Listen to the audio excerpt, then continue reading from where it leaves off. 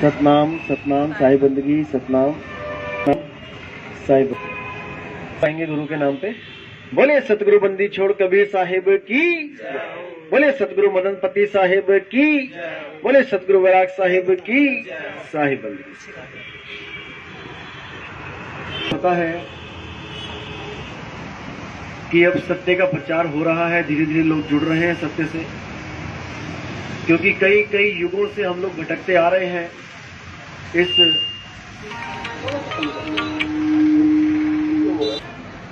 जन्मों जन्मों से भटकते हुए आ रहे हैं। 84 लाख जन्मों को पार करके हमें एक बार इंसान का जन्म मिल रहा है, और अगर हमने वो एक बार इंसान का जन्म मिला है, अगर हमने वो बर्बाद कर दिया तो भाई दोबारा रास्ता नहीं मिलेगा वापस इंसान जन्म में आने का। इसलिए हमने इंसान जन्म में ज्यादा से ज्यादा लाभ उठाना है, भक्ति करनी है, सतभक्ति करनी है। पहले जानना है कि हमने कौन सी भक्ति करनी है। भक्ति बहु प्रकार की, जिसका आदि न अंत, जो भक्ति तेरे काम की ताका कर साधन। भक्ति बहुत है दुनिया में, भक्ति ही भक्ति हो रही है। कोई देवी देवताओं की भक्ति कर रहा है, कोई भूत प्रेतों की भक्ति कर रहा है, कोई मंत्रों की साधना कर रहा है, कोई कुछ कर रहा है। लेकिन सत्य भक्ति क्या है, जब तक हमें ये नहीं पता लगा मोक्ष नहीं होगा। तो सतभक्ति की क्या निशानी है कि वो भक्ति किसी भाषा की गुलाम नहीं है, वो किसी मंत्रों की गुलाम नहीं है, वो किसी इंसान की गुलाम नहीं है, वो किसी धर्म की गुलाम नहीं है। सब धर्मों से परे, सब इंसानों से परे, सब जात पात से परे, सब 52 अक्षरों से परे, हर भाषा से परे वो जो सत्य है वो सबके लिए एक है। उसमें हम ये नहीं कह सकते कि हम ये मंत्र जपेंगे तभी हमारी मुक्ति होगी, क्योंकि मंत्र भाषाओं की देन है। हिंदी भाषाओं की देन है हिंदी के मंत्र, पंजाबी भाषाओं की देन है पंजाबी के मंत्र, उर्दू फारसी की देन है कलमा और अन्य जो भाषाओं के मंत्र हैं। हम अगर इन मंत्रों के चक्कर में उलझ गए तो हम कभी एक नहीं हो पाएंगे। हम हमेशा द्वैत में ही रहेंगे कि मेरे वाले सच्चे हैं कि तेरे वाले। इसलिए कबीर साहब ने बिल्कुल निबेड़ा कर दिया, तंत्र मंत्र सब झूठ है, इनमें ना उलझे कोई, और सार नाम जाने बिना कागा हंस ना होए। जब तक वो सार नाम हमें नहीं पता लगा कि वो सार नाम क्या है, तब तक हमारी मुक्ति नहीं हो सकती। और वो सार नाम बताने वाला कोई आम आदमी नहीं है कि कोई कहे कि कोई गुरु किसी आश्रम में बैठा वो हमें सार नाम दे सकता है। कोई भी गुरु नहीं, कोई गुरु नहीं दे सकता। सार नाम देने वाला केवल और केवल परमपिता परमात्मा है। जब वही आता है किसी संत के रूप में, तब आके वो सार नाम देता है, वो निज नाम देता है, वो अकह नाम, अबोल नाम, अडोल नाम देता है। तब जाके ये सूरत स्थिर होती है, तब जाके इसको एक ठिकाना मिलता है, इसका आना जाना रुकता है। अगर वो सार नाम हमें नहीं मिला तो हम जितनी मर्जी भक्ति कर ले, जितना मर्जी तपस्या कर ले, जितना मर्जी जाप कर ले, हमारा कुछ नहीं बनेगा। हम इंसान जन्म में आए हैं, हमें तोता बना दिया गया मंत्रों को रटवा रटवा के। हम यहाँ तोता बनने नहीं आए हैं मेरे भाई। हम यहाँ पर उस अखंड नाद को, उस अखंड परमपिता परमात्मा को, उस बेअंत परवरदिगार को ध्याने के लिए आए हैं। ध्यान, जिसको ध्यान बोला है। तो नानक साहब कहते, जिन ही नाम के और गए मसक्कत काल, नानक ते मुख उजले केती छूटी ना। जिसने उस नाम का ध्यान करना सीख लिया, समझ लो उसको कोई रोक नहीं सकता। धुन में ध्यान, ध्यान में जाना, गुरुमुख अकथ कहानी। वो अकथ है, वो कथा नहीं जा सकता। उसको प्राप्त करने के लिए हमें भेदी सतगुरु चाहिए। जब तक भेदी सतगुरु हमारी जिंदगी में नहीं आया, तब तक समझो आपने कुछ भी नहीं किया। इसीलिए साहिब ने बोला, वस्तु कहीं ढूंढे कहीं, कैसे लागे हाथ, और गुप्त वस्तु तब मिले जब भेदी लीजिए साथ। जब तक आपको तंत्र मंत्र जंत्र, ये मंत्र जपवाने वाले गुरु आपकी जिंदगी में आते रहेंगे, आपको भेद नहीं मिल सकता। क्योंकि भेद का मतलब ही होता है कि वो वस्तु के साथ सीधे कनेक्शन करवा दे। जब आपका पर्स खो जाता है घर में कहीं पे, तो आप मंत्र नहीं जपते हो, पर्स नहीं करते हो, आप घरवाली से पूछते हो कि मेरा पर्स देखा क्या, वो बताती है कि बेड के नीचे पड़ा है या कहीं और अलमारी में पड़ा है। वो भेदी है, वो वस्तु तक आपको पहुंचा रही है, वो मंत्र नहीं जपवा रही है। इसी तरह वस्तु अगर चाहिए तो भेदी सतगुरु चाहिए। अगर मंत्र जपने हैं तो दुनिया भर के मंत्र हैं भाई, जपते रहो। तो भेदी गुरु क्या करता है, आपको सीधे वस्तु से लगाव करवाता है। जिस वस्तु को ढूंढने के लिए हम जन्म जन्म से ये 84 भोग के हर बरफ में जाते हुए आज यहां बैठे हुए हैं, हम सबकी खोज एक ही है, वो है सतनाम सारनाम।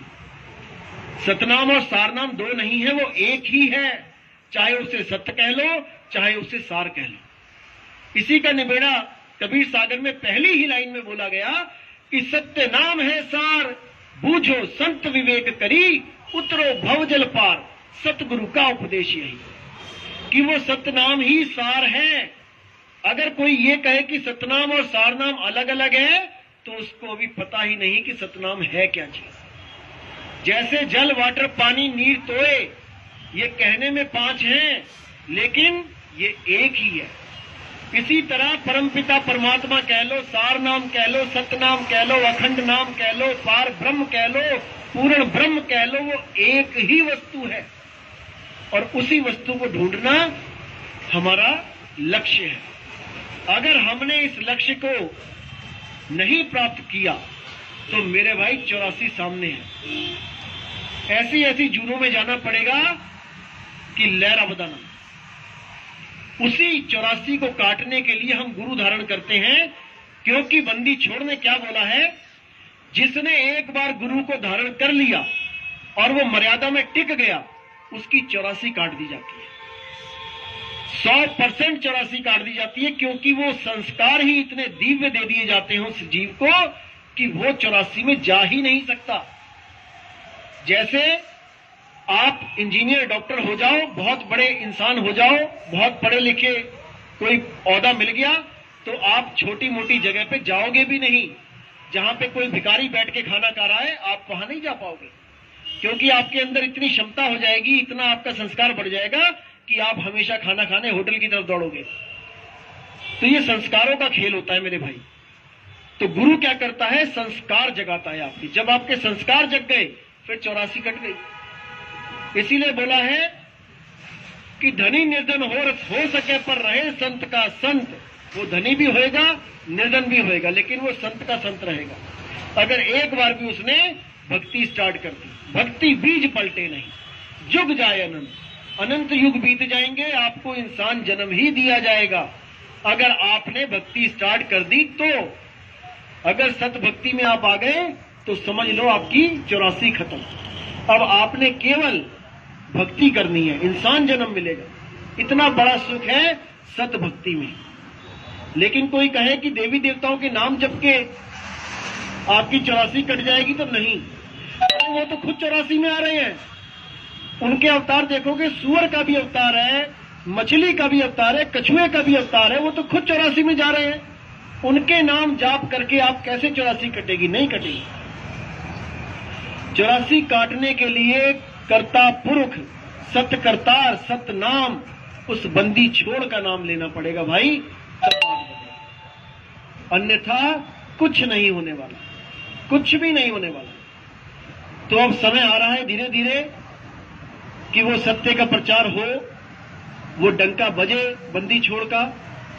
और उसके लिए हम पूरी तैयारी भी कर रहे हैं, जीवों को जगा भी रहे हैं, और आप लोग भी कितनी मेहनत कर रहे हैं, प्रचार भी कर रहे हैं, सब कुछ कर रहे हैं। लेकिन सब कुछ करते हुए एक लक्ष्य हमेशा रखना है कि पहले आपने तैरना है, दूसरे को बाद में बचाना है।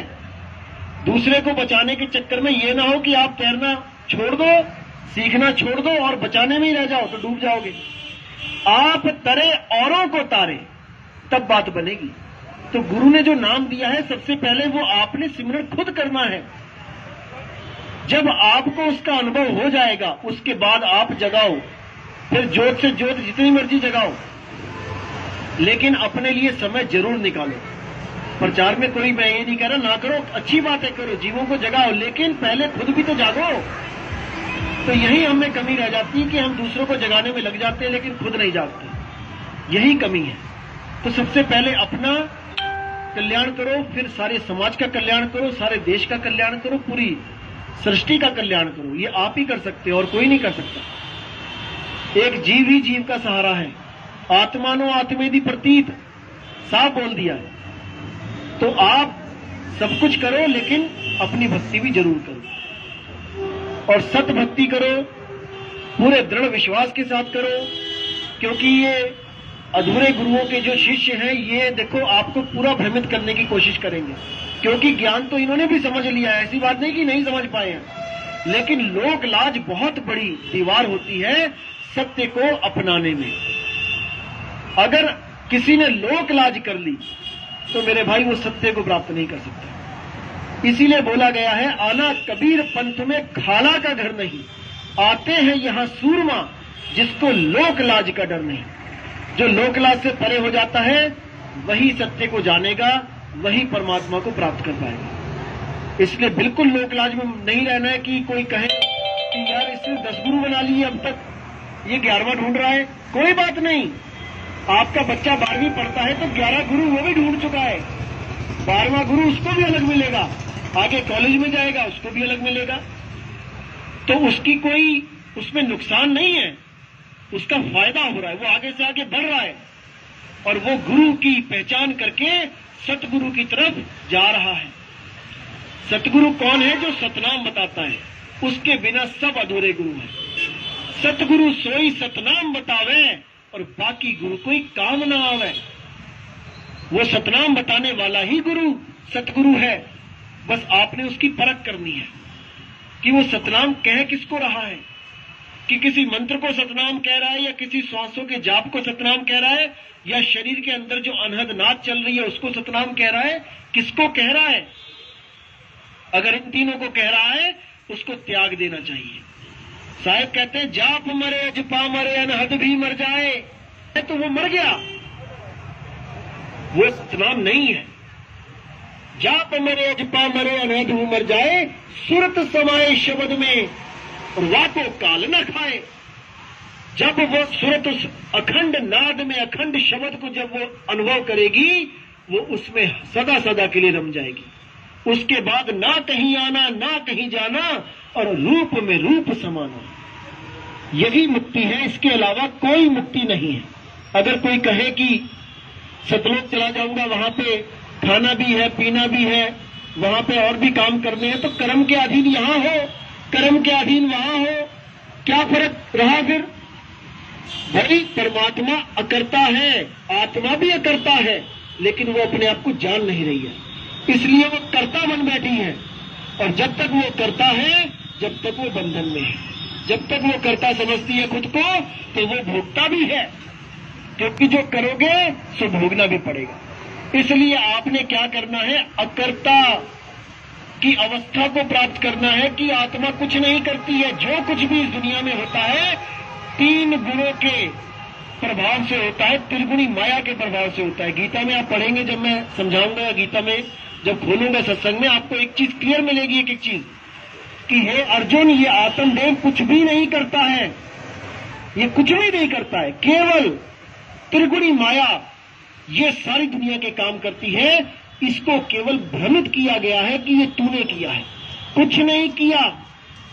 आप कुछ कर ही नहीं सकते, आप तो सुरत रूप हो, आपके तो हाथ पैर भी नहीं है। ये हाथ पैर तो शरीर के हैं। तो ये शरीर कौन है? यही त्रिगुणी माया निरंजन का रूप है और ये सारी दुनिया को इसी में उलझा के रखा हुआ है। तो इसी से पार होने के लिए बंदी छोड़ रास्ता बताते हैं कि कैसे यहां से निकलना है। और उसके निकलने का एक ही तरीका है, वो है आत्मज्ञान। इसीलिए साहिब ने बोला, आत्मज्ञान बिना नर भटके, कभी मथुरा कभी काशी और जर में मील प्यासी, मुझे देखते आवे हंसी। सबसे पहले आपको आत्मज्ञान प्राप्त करना होगा। आत्मज्ञान प्राप्त करते ही आपको परमात्म ज्ञान ऑटोमेटिकली हो जाएगा। जैसे मैं नीचे बैठा हूं और मेरा परमात्मा छत के ऊपर बैठा है, तो मैंने कुछ नहीं करना है, मैंने केवल छत के ऊपर जाना है।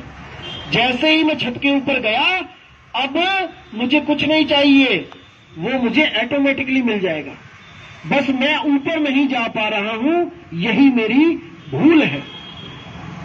इसी को समझना है केवल। इस सूरत को वहां पे स्थिर करना है जहां गुरु ने आपको इशारा दिया है, जो शिखर है।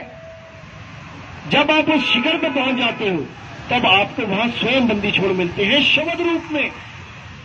तो साहिब कहते हैं साहिब कादर दूर है जैसे पेड़ खजूर, और अज्ञानी ज्ञानी जन के पास में अज्ञानी से दूर। वो परमात्मा बहुत पास है लेकिन अज्ञानियों से बहुत दूर है। वो सोचते हैं 16 शंख पे कहीं आसमान में जाके परमात्मा मिलेगा, कहीं 7 समुद्र पार मिलेगा, कहीं 7 आसमानों के पार मिलेगा। नहीं, वो आपके घट में है। बस आपको पता होना चाहिए कि मेरा शरीर घट कौन सा है और मेरा आत्म घट क्या है। आत्म घट को प्राप्त करने पर ही, उसकी जानकारी होने पर ही आपकी भक्ति बनेगी और आप सदा सदा के लिए आत्म स्वरूप में स्थित हो जाओगे और हमेशा के लिए जन्म मरण से परे हो जाओगे। क्योंकि गीता में भी साफ बोला है कि इस आत्मा को ना तो कोई काट सकता है, न जला सकता है, न हवा इसको सुखा सकती है, कोई इसका कुछ नहीं बिगाड़ सकता। लेकिन ये भ्रमित होके अपने आप को एक इंसान समझ रही है, एक शरीर समझ रही है। इसकी यही भूल है। इस भूल को सुधारने के लिए बंदी छोड़ यहां पे आते हैं और आपको आपका निज स्वरूप लगाते हैं कि आप असल में हो क्या। आप शरीर नहीं हो, आप शब्द हो। कौन सा शब्द हो? जिसके लिए साहिब ने बोला है हम हैं शब्द, शब्द हम माही, हमसे भिन्न और कछु नहीं। जैसे मैं शब्द स्वरूप हूं, आप भी शब्द स्वरूप हो। इसीलिए साहिब ने फिर बोला कि चाम के महल में बोलता राम है, तू राम और चाम को चीन भाई। इस चमड़ी के महल में बोलता राम है। वो बोलता राम ऐसा है जो कभी शांत नहीं होता, बोलता ही रहता है वो सदा। उसको जानना है। एक बार उसको पकड़ लिया फिर समझो कि जन्म मरण से परे हो गए। लेकिन इसको प्राप्त करने के लिए आपको सुरत शब्द योग करना होता है। सुरत के द्वारा आपको उस शब्द को प्राप्त करना होगा। जब सुरत आपको शब्द, गुरु आपको भेद बताएगा शब्द का, तब आप जान पाओगे कि मैंने सुरत रखनी कहां पे है। अगर आपको शब्द भेदी गुरु नहीं मिला तो समझ जाओ कि आप इस संसार में भटकते ही रहोगे, आपकी सुरत भटकती ही रहेगी। इसीलिए बोला गया कि सुरत फंसी संसार में और तासे पड़ गई दूर, सुरत बांध स्थिर करो, आठवें पहर हो जूर। इस सुरत को जब आप स्थिर करोगे तभी वो परमपिता परमात्मा का दीदार होगा। अन्यथा आप ऐसे ही जन्म मरण में उलझते रहोगे, पूरे संसार में भटकते रहोगे। इसका एक ही जो लक्ष्य है इंसान जन्म का कि भाई मुक्ति चाहिए, और मुक्ति केवल और केवल सतनाम से, सार नाम से। इसके अलावा और कोई रास्ता नहीं है। उसका एक ही लक्ष्य है जीव का कि जब तक ऐसा सतगुरु नहीं मिला जो आपको शरीरों से परे कर दे। अगर कोई भी गुरु कहता है कि गुरु का ध्यान करो, शरीर का ध्यान करो, या भगवान के 2 हाथ 2 पैर हैं, 2 आंखें हैं, कान है, नाक है, उस गुरु को तत्काल त्याग देना चाहिए। क्योंकि शरीर नहीं है, परमात्मा किसी शरीर का गुलाम नहीं है। केवल अपना ज्ञान समझाने के लिए एक इंसानी जन्म, एक इंसानी शरीर धारण करके आता है। वो कोई परमात्मा शरीर नहीं है कि सोचे कोई कि भोले शंकर हो गए, बाबा नानक हो गए, कबीर साहब की फोटो होगी, संतों की, महात्माओं की फोटो होगी तो इसको परमात्मा बोल दे। नहीं, रंग रूप से न्यारा है वो परमपिता परमात्मा। घट घट में बोलता है लेकिन उसको कोई जानता नहीं है। तो उस परमात्मा से जुड़ने के लिए हमें भेदी सतगुरु चाहिए, और वो सतगुरु ऐसा चाहिए जो कोई मंत्र ना दे। अगर किसी गुरु ने कोई भी मंत्र दे दिया जपने के लिए तो समझ जाना कि आपका जन्म बर्बाद कर दिया। क्योंकि ऐसा इस दुनिया में कोई मंत्र ही नहीं है जिसको जपने से परमात्मा मिल जाए। ये जितने भी तंत्र मंत्र बनाए गए हैं ये इंसानों ने बनाए हैं। ये तब बनाए हैं जब इस इंसान को पढ़ना लिखना आ गया। जब ये अक्षर भी नहीं थे, जब आदमी को बोलना लिखना पढ़ना भी नहीं आता था, तब कौन सा नाम था भाई? तब कौन सा राम था? तब कौन सा वाहेगुरु था? ये जितने भी नाम बनाए गए ये तब बनाए गए जब इंसानों ने बोलना लिखना पढ़ना सीख लिया। लेकिन जब उसको बोलना लिखना पढ़ना भी नहीं आता था, परमात्मा तो तब भी था और उसका नाम भी तब भी था। उसी नाम के लिए बोला है आद सच जुगाद सच नानक होसी भी सच। वो नाम सदा सदा से सच है और वो सदा सदा सच रहेगा। लेकिन कोई कहे कि वो नाम किसी अक्षर में है, वो अक्षर में नहीं है, वो हिंदी पंजाबी उर्दू फारसी में नहीं है। अगर आप कोई भी नाम जपते हो और उसको जप जप के सोच रहे हो कि मेरी मुक्ति हो जाएगी, कभी नहीं होगी। जैसे ये पानी मैंने पिया है, इस पानी को पीने से मेरा गला गीला हुआ है। अगर मैं पानी पानी जपने लग जाता तो ये गीला गला होने के बजाय और सूख जाता। तो संतों महात्माओं ने बिल्कुल क्लियर किया हुआ है कि 52 आखर लोक तरह सब कुछ इन्हीं माही, ये आखर खिर जाएंगे वो आखर इनमें नाही। ये कबीर साहब की वाणी है गुरु ग्रंथ साहब में कि 52 अक्षर लोक त्रय, ये जितने भी अक्षर है का खा गा घा ए बी सी डी उड़ा एड़ा इड़ी, इन सब अक्षरों को जोड़ जोड़ के अलग अलग नाम बना दिए गए भगवानों के। 52 अक्षर लोक त्रय सब कुछ इन्हीं माही। सारी दुनिया के जितने भी नाम है ये सब 52 अक्षरों के द्वारा ही प्रकट होते हैं। ये आखर खिर जाएंगे, अंत समय में इन अक्षरों की भक्ति खत्म हो जाएगी, जीरो। ये आखर खिर जाएंगे, वो आखर इनमें नहीं। जिस अक्षर के लिए जो मुक्ति वाला अक्षर है वो इन 52 अक्षरों में नहीं है भाई। उसी के लिए बोला कहे कबीर अक्षर दो भाग और होगा खसम तो लेगा रात। ऐसा गुरु ढूंढो जो 2 अक्षर के बारे में बताए, उसमें से एक को छुड़वाए और एक को लखाए। सोई गुरु पूरा कहाए, 2 अक्षर का भेद बताए, एक छुड़ाए एक लखाए, तब प्राणी निज घर को जाए। ये 52 अक्षरों से, ये अक्षरों से जितने भी नाम बनते हैं इनको छुड़वा दे। राम राम राम राम छुड़वा दे, वाहेगुरु वाहेगुरु छुड़वा दे, कबीर कबीर छुड़वा दे, सब कुछ छुड़वा दे। अब बचा वो एक अक्षर जो अविनाशी है, उसका लखाव करा दे कि वो कहां पे है, कैसे मिलेगा। अगर वो अक्षर आपको मिल गया तो मेरे भाई आपका जन्म मरण खत्म हो जाएगा। अगर ये अक्षर आपको नहीं मिला तो आपको दोबारा 9 महीने के लिए किसी और मां के गर्भ में डाल दिया जाएगा।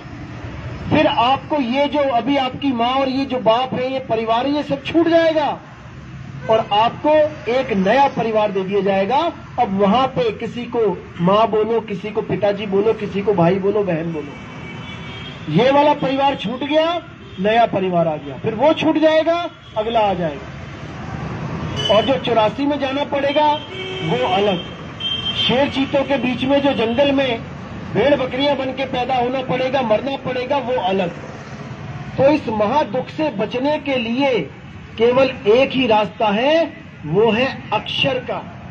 अगर आपको वो अक्षर मिल गया जिस अक्षर के द्वारा वो परमात्मा मिल सकता है, तब तो समझ लो आपका जन्म सफल हो गया।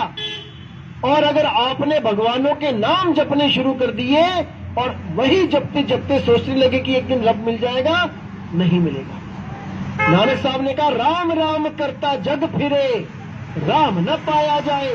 वो राम राम करके नहीं राम मिलेगा। पैसा कमाना है तो पैसा पैसा जप के पैसा नहीं मिलेगा। एक गुरु धारण करो, वो आपको विधि बताएगा, कोई काम धंधा सिखाएगा, उस काम धंधे को करने से आपको पैसा मिलेगा। तो ये जुगत जब तक आप नहीं लगाओगे तब तक आप मुक्त नहीं हो सकते। बिना जुगती के मुक्ति नहीं मिल सकती। इसीलिए साहिब ने बार बार जीव को चेताने के लिए 52 अक्षरों से परे होने के लिए बोला, लेकिन ये जीव नहीं समझा। ये इन्हीं 52 में ऐसा उलझा कि कोई निकालने वाला नहीं। इसीलिए नानक साहब को फिर बोलना पड़ा, जे तू पढ़िया पंडित बिन 2 आखर 2 नामा, प्रणवत नानक एक लंगाए, जे कर सच समावा। कि ऐसा गुरु ढूंढ ले जो 2 अक्षरों का 2 नाम का भेद बता दे। एक नाम सतनाम और एक नाम असत नाम। असत नाम को छुड़वा दे और सत्य नाम को बता दे। उन 2 अक्षरों में से आदि अक्षर से जुड़वा दे और ये 52 अक्षरों से छुड़वा दे। अगर ऐसा गुरु मिल गया तो आपका जन्म सफल है। तो ऐसा गुरु ढूंढने के लिए बार बार संतों ने इस जीवात्मा को बार बार चेताया, बार बार समझाया, हर युग में प्रकट होकर समझाया, लेकिन इसके समझ में नहीं आया। ये फिर घूम फिर के उन्हीं तंत्रों में, मंत्रों में, उन्हीं 52 अक्षरों में, वहीं मंदिर मस्जिदों में जाने लगा जहां पर केवल उसको पढ़ाई करनी थी और कोर्स तो बाहर आके करना था, नौकरी तो बाहर करनी थी। जैसे हम स्कूल में जाते हैं पढ़ाई करने, पढ़ाई पूरी करने के बाद हम नौकरी तो बाहर करते हैं ना भाई। इसी तरह गुरुद्वारे, मंदिर ये हैं हमारे स्कूल। बचपन में हमें जाना चाहिए, वहां पे हमें सीखना चाहिए और वहां सारा कुछ सीख के हमें बाहर गुरु की खोज करनी चाहिए कि जो चीजें हमें बता दी गई हैं वो हमें कहां मिलेंगी। हमें गुरु की खोज करनी चाहिए। तो उसी गुरु की महिमा आज आपको बताई जा रही है। वही सतगुरु बंदी छोड़ कबीर साहब मदन साहिब को मिले और उन्होंने इस सत्य पंथ को गुप्त रूप से चलाने का आदेश दिया कि इसको गुप्त रखना, इसका उजागर तब किया जाएगा जब 12वें पंथ का नाश होगा। इसी को मूल ज्ञान बोला गया है, पवित्र ज्ञान से न्यारा ज्ञान। उसी के लिए साहिब ने वाणी बोली कि मूल ज्ञान तब लग छुपाई जब लग 12 पंथ ना मिट जाई। तो जब तक 12 पंथ नहीं मिटना था ये मूल ज्ञान प्रकट नहीं होना था। और जैसे ही ये 12 पंथ खत्म हुआ ये मूल ज्ञान एकदम प्रकट हो रहा है। हजारों की संख्या में जीव जाग रहे हैं और आगे से आगे लोगों को जगा रहे हैं। तो मैं फिर यही बोलूंगा कि सबका कल्याण चाहिए, हमें सबका कल्याण हो। हमारी अरदास यही है मालिक से कि सबका कल्याण हो, लेकिन सबसे पहले अपना कल्याण हो। अगर मेरा कल्याण नहीं हुआ तो मैं किसी का कल्याण क्या करूंगा। मुझे तैरना नहीं आता, मैं किसी को बचाने के लिए पानी में छलांग मारूंगा, दोनों डूब जाएंगे। इसलिए अपनी भक्ति का नागा नहीं करना है। जो गुरुजी ने बोला है उसको करो अटल होके, और जब करो तब इस दिमाग के जितने भी ख्याल हैं उनको ऐसे साइड में रख दो कि भाई मैं इस दुनिया का नहीं हूं, ना मेरा कोई माँ, ना मेरी कोई मेरा बाप, ना मेरा घर बार, ना मेरा कोई काम धंधा। अब जो मैं 1 घंटा 2 घंटा देने वाला हूं ये मैं अपने लिए देने वाला हूं। ये मैं अपनी भक्ति करना चाहता हूं, मुझे किसी के साथ कोई लेना देना नहीं। जब आप इस अवस्था को पहुंचोगे तब आपकी भक्ति स्टार्ट होगी, वरना 40-50 मिनट तो ये काम धंधे ही सुनाता रहेगा आपको। फलाने ने ये कहा था, उसने ये कहा था, आज यहाँ जाना है, कल वहां जाना है। तो परमात्मा का सिमरन नहीं है वो तो आपको दुनियादारी का सिमरन करवाया जा रहा है। इसलिए बैठो और भजन करो तसल्ली से।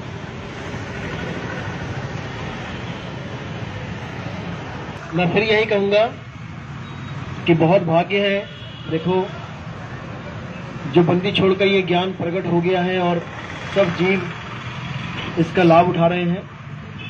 हमने फिर भी, मैं यही कहूंगा, किसी से बहस नहीं करनी है। थोड़ी बहुत बहस चलती है लेकिन ज्ञान आधार से। कोई आपको परेशान करता है उसको ब्लॉक कर दो, जाने दो उसको। लेकिन कुछ बोलते भी हो तो गुरु मर्यादा में, कोई ऐसा अक्षर ना निकले जो किसी को लगे कि यार ये मदन साहिब के पंथ के हैं। ऐसा नहीं होना चाहिए। गुरु मर्यादा में बोलो, जरूर बोलो, मैं नहीं मना करता, लेकिन फालतू की बहस से भी बचो। तो इसी के साथ सत्संग समाप्त करते हैं। बोले सतगुरु बंदी छोड़ कबीर साहिब की, सतगुरु मदनपति साहिब की, सतगुरु जाहिरपति साहिब की, सतगुरु वैराग साहिब की, सभी संतों की, सभी भक्तों की, आज के आनंद की, सकल अंश को बंदगी साहिब बंदगी सत्संग।